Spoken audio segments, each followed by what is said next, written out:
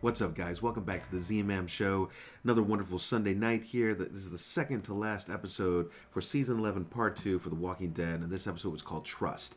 And you know, to pretty much sum up tonight's episode, I call it just drama.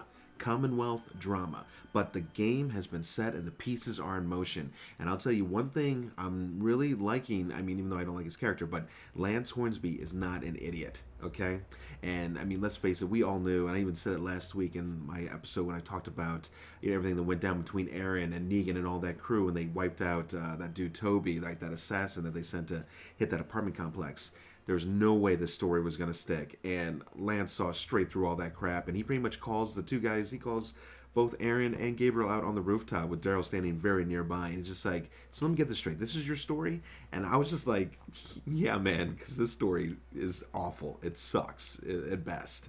And they held to it. And now they're on this hellbent crusade to find these so-called killers that are in the nearby forest, and also to find the gun cache. And just to fast forward through it all, the big hit I think that really called out was one, them finally making their way to Maggie's place at Hilltop, and pretty much didn't force their way in, but was about to. And luckily Daryl was there, because if he hadn't been, I mean, you want to talk about going to war, that would have just happened ASAP. I mean, they would have pushed their way in.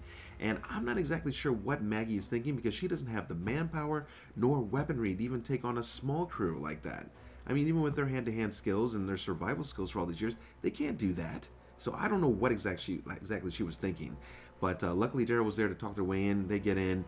There was that intense moment. There was a lot of intense moments tonight, guys. Intense meaning like you're just kind of like, you know, is this going to happen? Whatever, like when he's starting up the truck or about to start it up. And I think that truck was at the scene, if I'm not mistaken, when they all showed up later on. But either way, it's just the little things. And we find out that Lance from a family of gearheads, and apparently he knows a little bit about engines. He notices a starter cable or something undone. Luckily the car didn't start though. I mean, it was just a lot of moments where you're just like, this can go extremely bad very fast. And in the end, it was little Herschel, which I was just like, Maggie, how did you not have this kid locked up somewhere? I mean, you don't want to leave a potential risk of a child, you know, and although I'm sure he's not stupid enough to let that information go, you never know.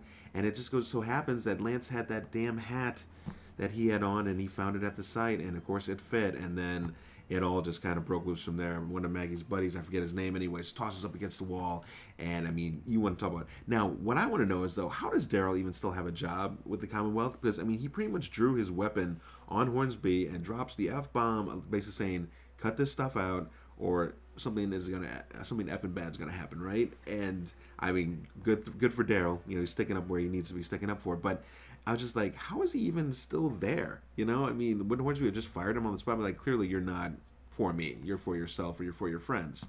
So that was kind of a little miss that I think was overlooked in the episode itself. The last time we saw our friends, those three at least, Aaron, Gabriel, and Daryl, were kind of talking in the forest, and they're saying, you know, something's going to go down soon, so keep your eyes out, because if we don't find, I guess, where this weapon cache is, and whoever, which we know Leah has that, and let's just get into that real quick. So Leah was found, not before she shot up a couple more Commonwealth military guys in the foot and leg or this or that, but Lance, very ballsy mind you, walks out and offers her a proposal. She actually comes out, and he is going to pretty much, as I can take it, and I think as we all can see, hire her as an assassin to kill Maggie. This is going to get real. I mean, next episode, I'm calling it, somebody's going to die, because it's either, I mean, are they going to kill Maggie off?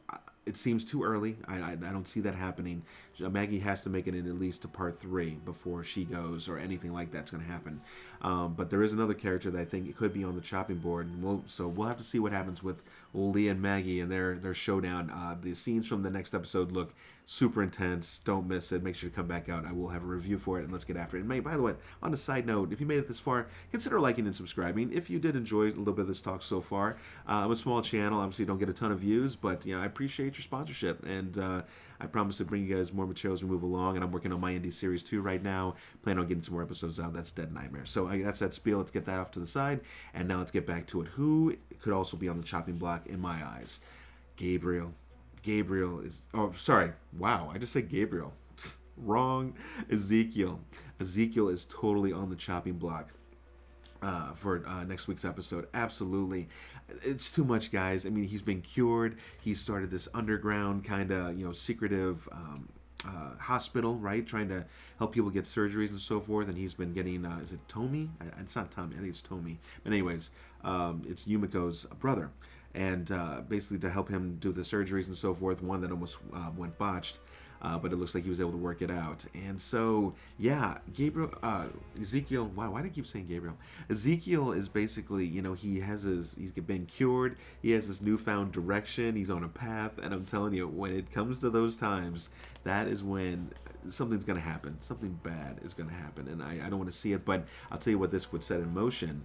If Ezekiel goes, that's going to set Carol off. And as if she probably doesn't already want Hornsby out of the way, this is going to put her on a mission to take his ass out, no doubt. So let me know what you think in the comments. Maggie or Ezekiel, what do you think could happen? Which one's going to go down? I mean, yeah, it could be nobody, and I'm going to tell you, I'm going to be a little upset. And by little, I mean a lot. If nobody dies in the next episode, episode 16, so the finale for part 2 of season 11. It's gone too long, guys. We don't see deaths anymore. And although, yeah, it does piss us all off, true, at the same time, it's needed, because otherwise it's like, why are we watching? What are they fighting for? Just day-to-day drama and like, oh, we always survive the situation? It doesn't work. It does not work. So my money is on Ezekiel. I think it has to be. And if it's not Ezekiel, then it's going to have to be either Gabriel or Aaron. It'll be out of those two. We all know that everybody else pretty much has plot armor on. Carol has the plot armor on. Daryl has plot armor. They have their show coming up. So we'll have to see. But that's mostly it. The only other thing that was kind of a big and kind of tying in with the drama was seeing Mercer, which we find out his name's Michael. Mike Mercer. It's a strong name. I like it. My name's Michael. Strong name. But basically he is fighting this overhanging cloud that he killed his 2 men, and he covered it up. But by the way, I don't really see that he covered it up so much for Sebastian. I think he covered it up honestly to help more of Daryl and Rosita at the time. I mean, I don't know. It can kind of go both ways, but it's hanging over his head. And him and Princess, how about that? Talking a whole lot of sex and so forth in the bedroom. So clearly they're hot and heavy in a relationship, and he's not used to that. And they had a little rough moment earlier in the episode, but then they finally come to terms by the end, and it looks like he's going to finally fully open up to her, and hopefully they'll figure it out together. So yeah, I like Mercer's character. That dude is ripped, dude, right? I mean, he's awesome, and he's formidable, and hopefully I think he's the kind of person who's going to do the right thing in the end. So hopefully he sticks to the comics, I think, and I haven't read them, so I can't really know, but I know people have mentioned that. I think he does a betrayal move there as well, and he'll help our friends do whatever they need to do. But things are going to get really nasty here pretty quick. I've felt the tension over these last few episodes as we've been heading towards this finale. So I hope you guys enjoyed this talk over the episode. Make sure to, again, to like and subscribe. I give this episode a solid maybe 7.5, 7.5 to 8.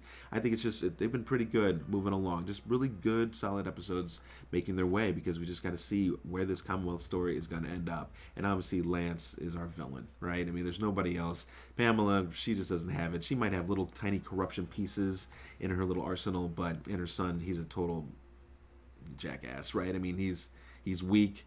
He only gets away with stuff because his mom lets him, pretty much, except when she's cutting off his bank account and things like that. They're not the true villains. So if there's going to be a coup, Lance will easily take it over. But will he have the army to back him up? That's another story there too. So we're going to have to see where this all goes. I mean, we keep hearing about this 50,000 person strong community. We don't really ever see more than 50 to 100 at a time. So we'll have to see how this kind of all plays out. If the colony goes into chaos, or is there going to be a power trip and something taken? Anyways, I'm really curious to see how it all goes down. So thanks for watching, guys. Mike here again, and I'll catch you guys at the next review. See ya.